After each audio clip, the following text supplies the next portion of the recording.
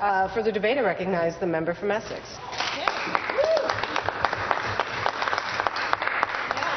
Thank you, Madam Speaker. The first thing I want to do in this evening's discussion is thank my fellow MPP from Mississauga Malton for being kind enough to surrender his time to me. We had originally planned that we would share time, and he was kind enough to allow me to take the entire allotted time. So this evening's debate is about Bill 214, which is the Affordable Energy Act. And as always, I intend to preface my remarks by a very brief story, which I promise is going to be very enjoyable. And as I typically do, this story is going to be directly related to the topic of debate this evening. And as usual, you will probably have to wait till the end of the story to fully appreciate the entire impact of the story. So as members of this chamber already knew, I grew up on the second concession of Anderton Township. Thank you very much. And as a young person, I enjoyed riding my bike up and down the second concession. And if I went up the north side of the second concession, I would pass all the neighbors I knew. I would pass the Roberts family and the Barnwell family. I would pass the Speck family. And I would pass the DeLucas and the Chervies. And when I got to the corner, past the Rosatis, there was another family of Chervies who lived right on the corner, and that was the corner of the second concession and Middleside Road. And as a youth, at that corner, there was always a farm at the corner of second concession and Middleside Road, and that farm always grew wheat and corn and soybeans. And that's mostly what we grow in Essex County: wheat, corn, and soybeans. Very important crops. Yes, they are. In fact, we produce so much wheat, corn, and soybeans that we have something called the South Essex Grain Limited, and it's a collaboration between Agris Cooperative, the Droulard family, and Great Lakes Grain. And they recently announced a brand new state-of-the-art grand opening of a grain elevator right in McGregor, Ontario, which is in my riding, a beautiful little village. It's a state-of-the-art grain elevator, and I want to congratulate them on that fantastic achievement. Now, this brand new grain elevator, it has a receiving capacity of 30,000 bushels per hour. And it also has separate weigh scales for weighing grain. There's one scale for inbound traffic and another scale for outbound traffic. And that should give you some idea of the massive production capacity of grain in Essex County. Because we contribute significantly to what is Ontario's balance of trade in the agribusiness and agri-food industry.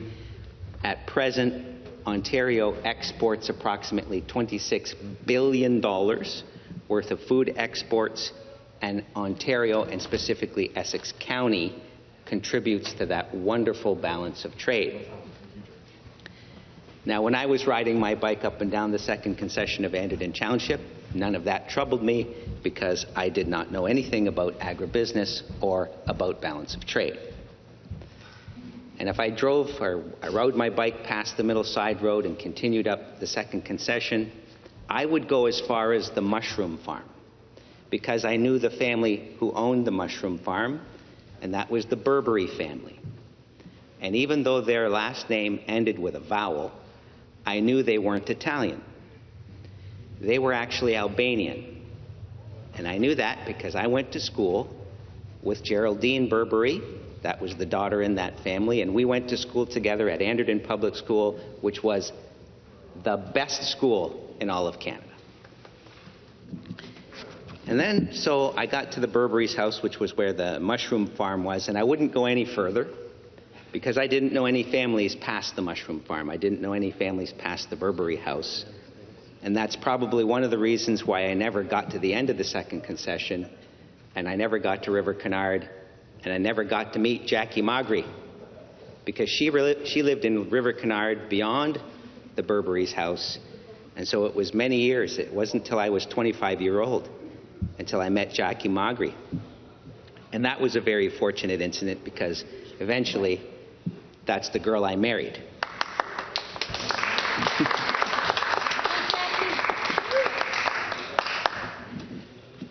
Now, after I left Anderton Public School, but before I married Jackie, the Liberals passed something called the Green Energy Act, and that was in 2009. Excuse me, I have to correct myself. I actually married Jackie before 2009. Yeah. And we are young, but we're not that young. No.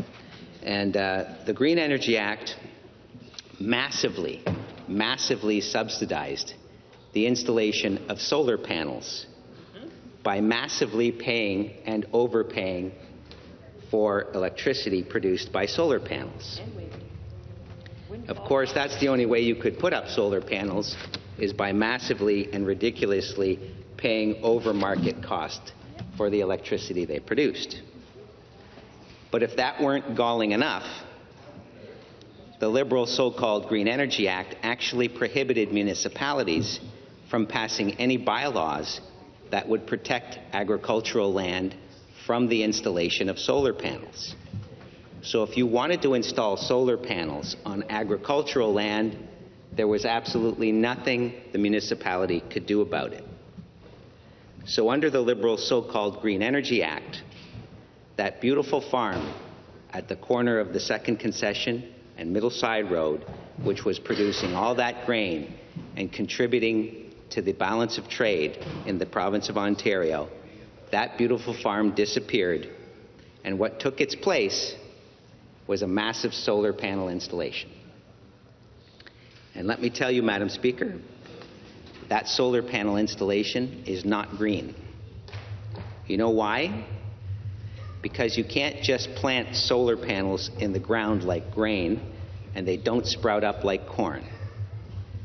When you put up a solar panel, you need to anchor it in something, and that anchor is called cement.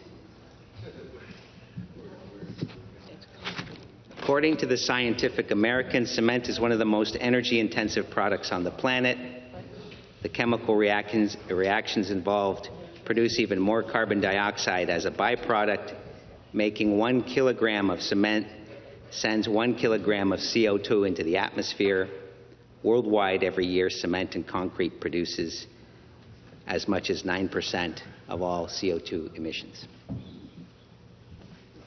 So what the Liberals did under the so-called Green Energy Act is they took agricultural land, then they poured cement into it, sending CO2 into the atmosphere, and then they stuck solar panels into it, which couldn't even produce market value electricity, but had to be massively subsidized out of the pockets of the taxpayers of Ontario. And then they called it green.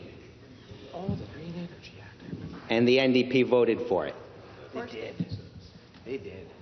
Speaker, I don't like the liberal definition of green. I know why we say they're the same. Here are the differences between the disastrous Liberal energy policy and the Ford government's energy policy. First of all, the Liberal energy policy took away municipal power and forced energy projects on non-consenting municipalities. By contrast, the Ford government energy policy protects municipalities and requires energy project developers to receive municipal support, resolutions to guarantee local support, and consent for new projects. That's a big difference. Another difference is that the Liberal energy policy allowed concrete installations and solar panels to be mounted on prime agricultural land.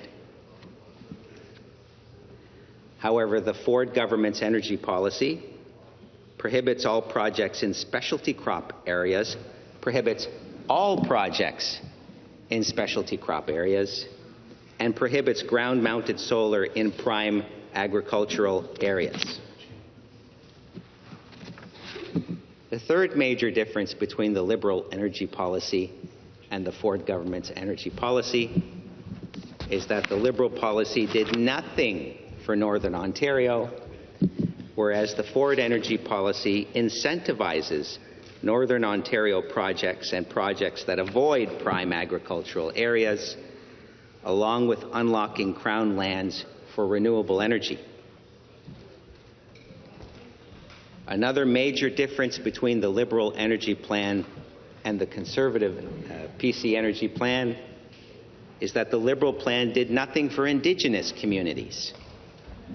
But the Ford energy plan incentivizes economic opportunities for projects with Indigenous partners.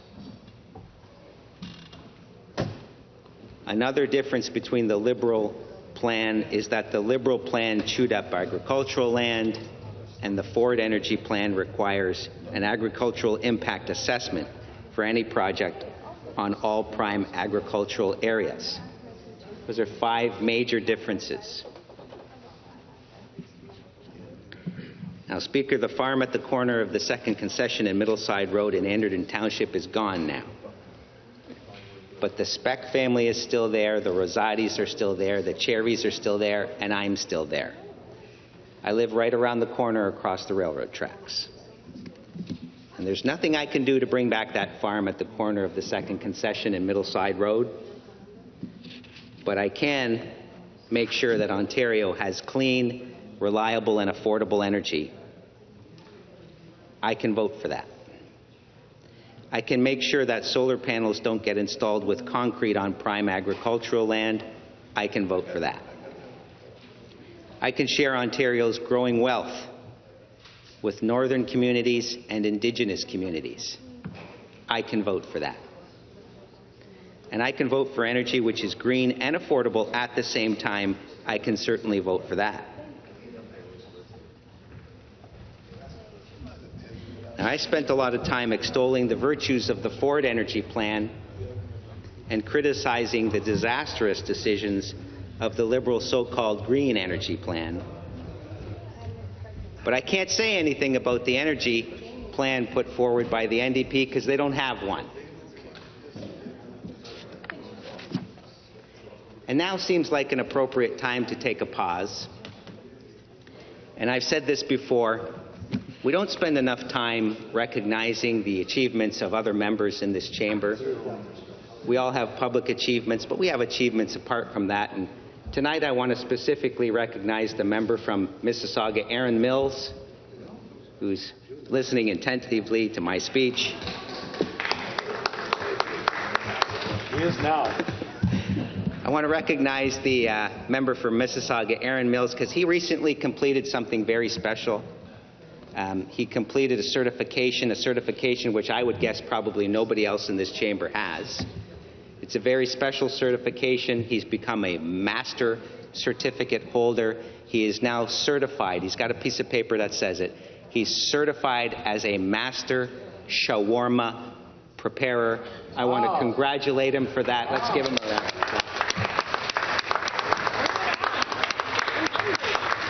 That's transferable skilled trade. Yeah. You know, for some of us who eat a lot of shawarma, that's important. And that's important to me, and I want to congratulate him for that. It's a culinary expertise, and I think that's super. And I just wanted to make that little diversion. And now I'll get back to the topic of our debate for this evening, which is energy. And I wanted to observe a couple of things. I guess I'm going to say that perhaps the former Liberal government had it much easier than the present Ford government because of energy. I mean, the fact of the matter is that the Liberals killed so many jobs in Ontario and businesses fled the province of Ontario that energy demand under the Liberal government just wasn't there. It actually decreased, right? And when you're killing jobs and chasing businesses out of the province of Ontario, the demand for energy goes down. So you really don't need an energy plan. Or perhaps the Liberal energy plan was to kill all the jobs in Ontario and chase away all the business, thereby, reducing the demand for energy. Maybe that was their plan, but you'd have to ask them. I wasn't there. I was much too young at that time. That was too long ago. I'm too young to remember all that. So I have to rely on the research that other people do. I want to thank Sarkis, Kadanian, and Keenan Benjamins for all the research that they've done to assist me in putting this together because I said I'm much too young to remember what the Liberals did, but I have their research. And in 2004, the Liberals managed to kill approximately 40,000 jobs in Ontario. In 2005, they managed to kill about 60,000. In 2006, they killed another 50,000. In 2007, they killed another 60,000. In 2008, they killed about 100,000 manufacturing jobs. And 2008 became a very important date in my area, in the Greater Essex County area, because the Liberals were doing such a good job killing businesses in the province of Ontario that GM closed the transmission plant in Windsor in 2008. That's where my father, Tony Magri, used to work. He was retired at the time. He got lucky. In 2009, the Liberals managed to, kill a few more jobs. In 2010, they actually managed to reverse their record. They actually created a few manufacturing jobs. Unfortunately, in 2010, GM also closed its manufacturing plant in Windsor, and now there is no trace of General Motors in Windsor whatsoever. So that was unfortunate for the Liberals and also for my community. In 2011, the Liberals managed to create approximately 10,000 jobs, but then they went back to their record of reducing energy demand by killing approximately 20,000 jobs in 2012 and killed a few more in 2013 until the trend finally ended. And the reason why I go through those statistics is to demonstrate that when you kill jobs and when you kill manufacturing, the demand for energy tends to go down. But what's happening under the Ford government is we're creating so many jobs, and the demand for energy is so great that we have to actually implement an Affordable Energy Act, which is what we're discussing tonight, because we have to build all the energy in order to fuel all these amazing businesses that are coming to the province of Ontario. Just last night, I spoke to an industrialist who does something amazing. He takes old cars and he takes the non-renewable parts out of the car, like he drains the engine of oil, and then he takes the steel parts of the car, he puts them in a big crusher, and he actually melts the steel and reuses the steel. It's a beautiful recycling business, an amazingly great industry for the province of Ontario. It's actually taking old steel and making new steel. And what I actually learned was steel is one of the most recycled products in all of the world. Of course, in order to do this, you need a lot of energy, right? Yep. When you attract a business like that, a fantastic business like that, to the province of Ontario, you need a lot of energy. And this particular business needs as much electricity as the city of Whitby might use in a day. This business will use the equivalent amount of electricity in a single hour. Of course, it takes a lot of power to melt steel, and it takes a lot of electricity to create that heat to melt the steel. But what a wonderful business. He takes old cars, fashions them into steel bars, then the steel bars are then transported into another industry, which then turns them into steel sheets, and the steel sheets are sent all around the world in a manufacturing process to make new metal products, new steel products, which in their turn can be used and also recycled after their lifespan is finished. What a wonderful industry. It's right here in the province of Ontario. And that's one of the reasons why we need an Affordable Energy Act, because of the massive, massive demand for energy that all these fantastic businesses are creating. That's in stark contrast to what the Liberals did, which I described a moment ago, which was to chase jobs and to chase businesses out of Ontario, thereby driving down the demand for energy.